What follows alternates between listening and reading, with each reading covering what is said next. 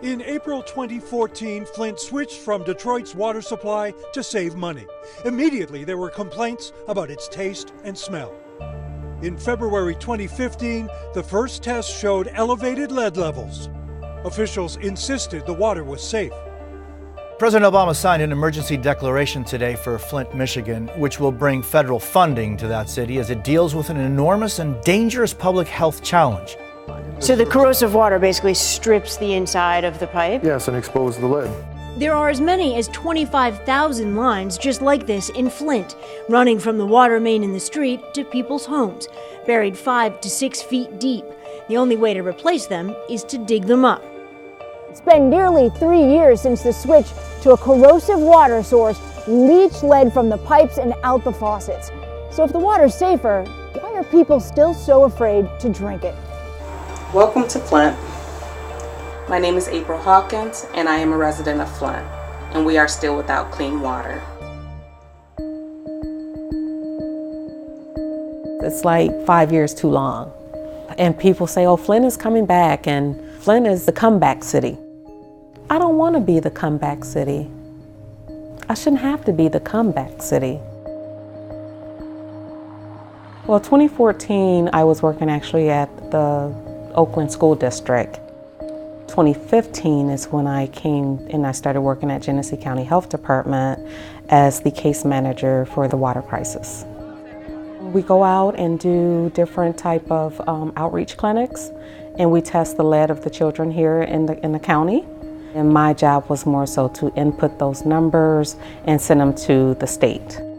So I was very excited, again, to kind of help my community. But as I was there, got into it, things didn't look like they should have looked. Children, they were coming in scratching, they were coming in crying, complaining about their skin, their hair.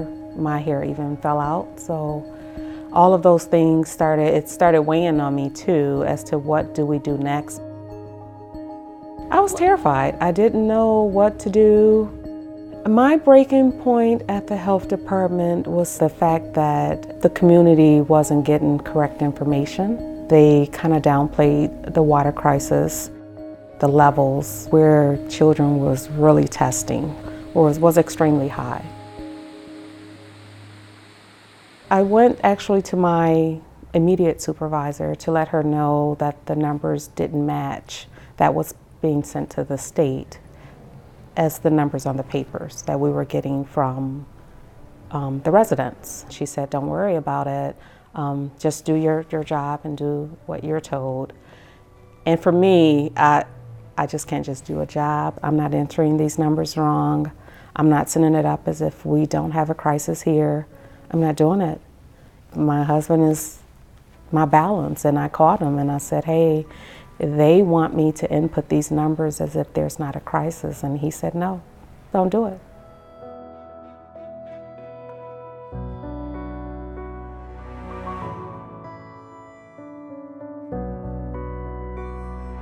My mother, when she was alive, her entire back broke out in rashes. So I figured this is a time that I can talk to people and try to get some answers, even for my own immediate family. So I told them about the rashes that was on my mom's back. I even showed them pictures, and they said, take her to the hospital. At that time also, my mother didn't have a shower filter. She said, April, my skin burned. I don't know what's going on. Can you come look at my back?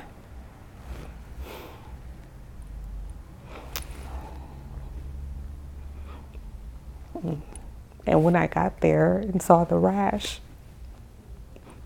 I knew, okay, she needs some help. For me, it took a toll on what's going on with the kids, what's going on with the seniors. We can get out and we can go to the doctor. But like my mom, I have to go pick her up to take her to the doctor. It's like they're the forgotten people here in Flint. I'm sorry, I just get so angry at this thing because it should be fixed by now.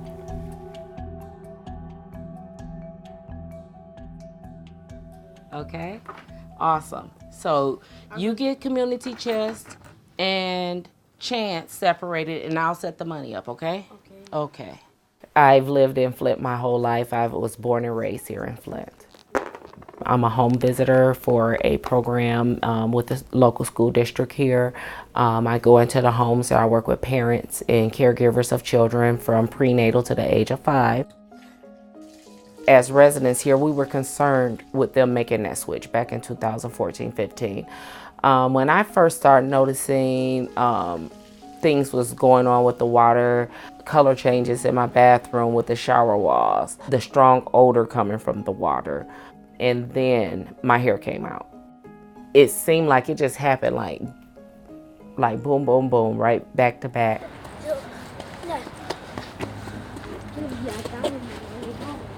My oldest son, Justice, has eczema. Us bathing him in the water, it flared it up beyond any flare-up we've ever seen. It got so bad at some parts of his body, we would have to bandage because he was bleeding from scratching and digging so bad from his skin condition being flared up by the water. As a parent, I felt helpless. I felt like I was failing him as a mom because all he knows is it hurts and I can't make it feel better. I remember having to explain to him at a very young age because he was about 5 maybe, telling him the water's poison. Because how do you tell a 5-year-old, hey, don't drink that? So I had to start him off, this is poison. It's unsafe for you to drink. You cannot brush your teeth anymore. You cannot wash your hands anymore. Don't touch it unless you get mom or dad.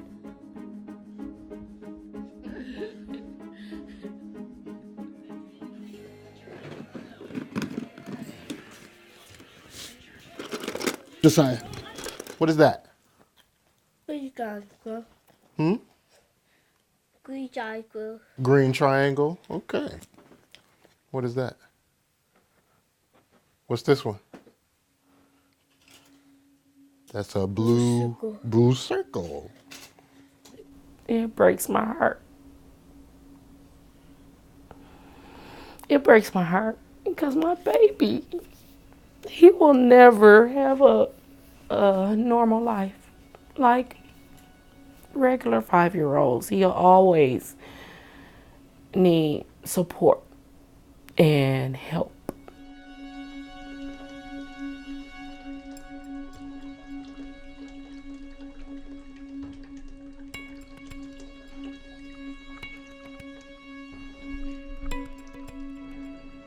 Who cares? That's what was said. Who cares? It's only Flint. I don't feel like that would have happened in Lansing. I don't feel like that would have happened in Grand Rapids or Kalamazoo or up north in Traverse City. So I really do believe race played a part in the decision that was made. I'm angry, but I don't know where I want to focus that anger at.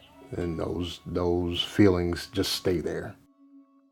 And I really believe and feel and hope and pray that the individuals who decided just give it to them, it's only Flint, have to pay, because my children, my family is suffering. I have friends that are suffering. My community is suffering.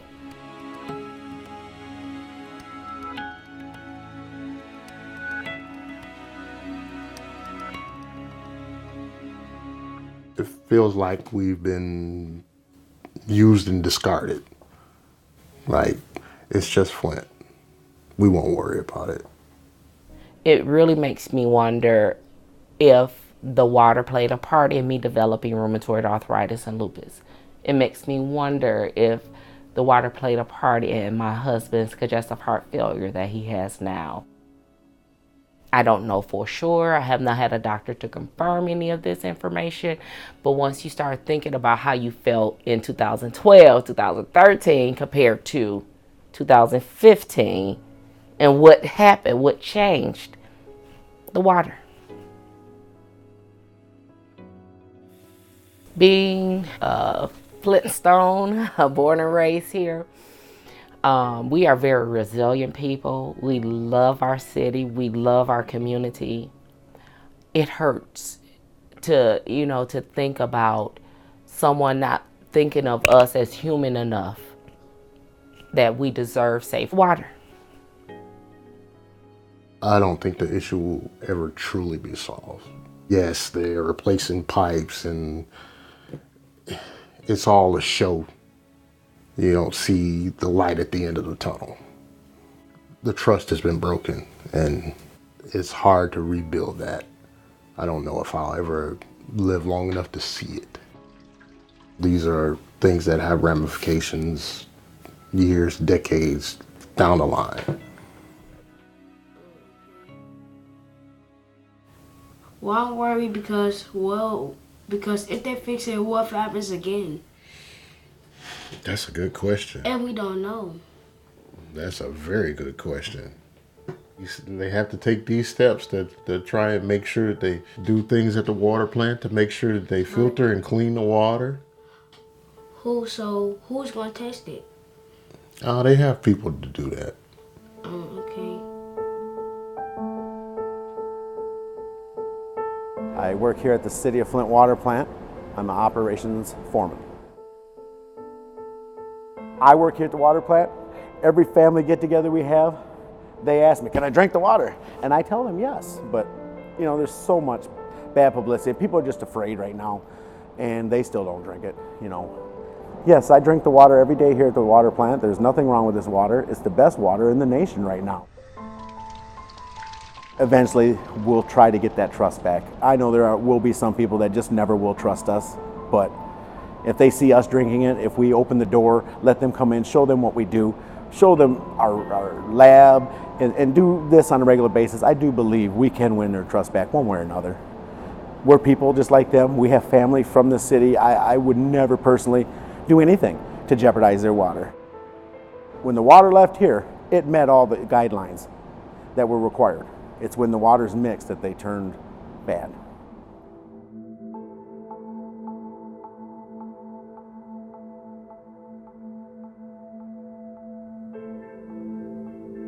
Besides being a water crisis, we talked about this being a public health crisis as well. We talked about it being an infrastructure crisis, economic development, because it touched on all of those things in our city.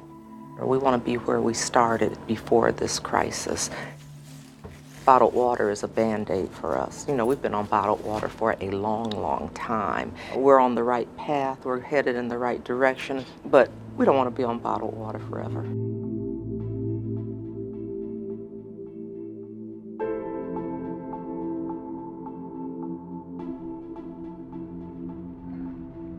We're more than the water crisis.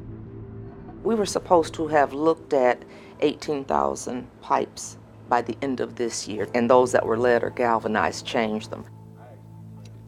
We finished that last year, and so we're at about 22,000 that we've looked at and changed those that need to be changed. So our goal is to be finished by the end of the summer with all of the pipes. At that point, that's when I want the medical community, the scientists, to say, okay, all the pipes have been changed. We want to see stable test results for whatever time they deem necessary, and then give the all clear. We're trying to reestablish trust, and so we need to see some stable results for a while. What happened in Flint is a moral issue, it's an ethical issue. You wouldn't have thought that in 2014 we would have been talking about having access to clean water. And here we are in 2019. But I think what makes what happened in Flint so different is it was done at the hands of government. And I think that's what makes this, you know, so egregious, really, is that government knew. For 18 months, we knew that there was something wrong with the water. And we were told something completely different. Well, it's my home, and I love Flint. I see so much potential in Flint. I always have hope about the future. I do believe if it happened in a different community, in a white community, in a more wealthy community, it would have been taken care of quickly. I don't think people would have had to cry out for 18 months before it was acknowledged that we have a water problem. And I think that was the bigger issue that happened here in Flint, was they took our voice and they took our democracy. But let me go back and clarify, because they tried to take our voice, and that was the one thing I wasn't going to let them take from me, was my voice. And while There have been a lot of accusations made and charges pressed. No one's been held accountable for what has happened in Flint. No one. So anybody that had a hand in this water crisis needs to be held accountable, and that's what we are still waiting for. I drink from bottled water. I use bottled water, and that's what I've told people. My husband was getting some water, and I said, I didn't give the all clear. You better get that bottled water. I can't wait to tell him, turn on the tap. What do I hope for Flint? I want people to have hope for themselves, hope for their city, and hope for the future. That's what I work on, things that I believe will give people hope.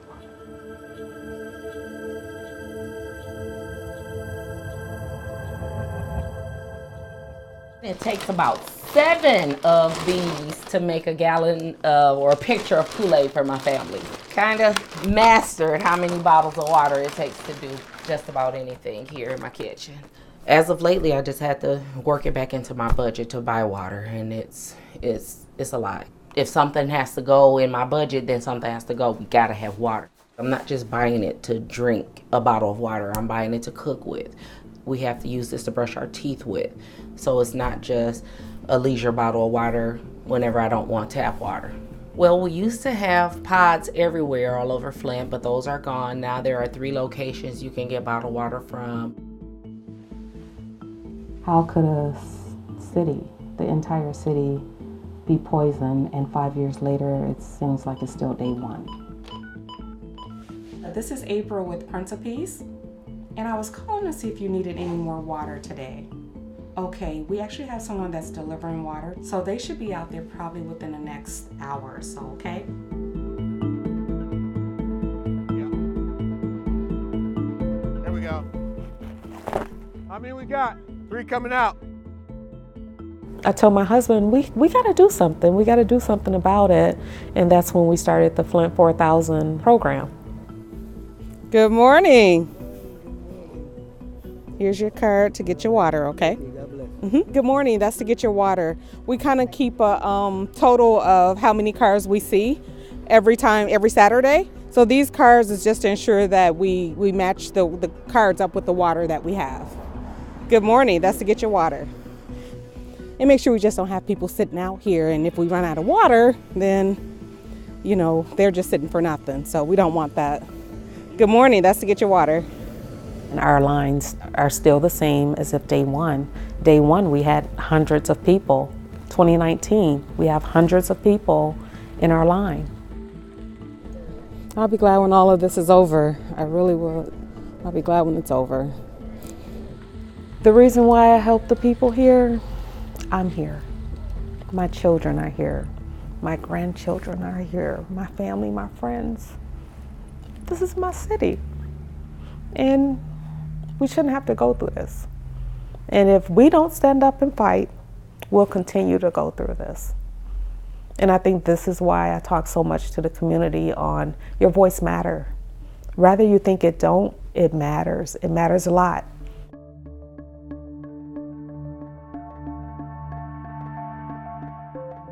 Hi, Miss Jones. I'm actually right here. Yes, ma'am. I'm just gonna let my husband in with the water, and then I'll be your way, okay? It's a blessing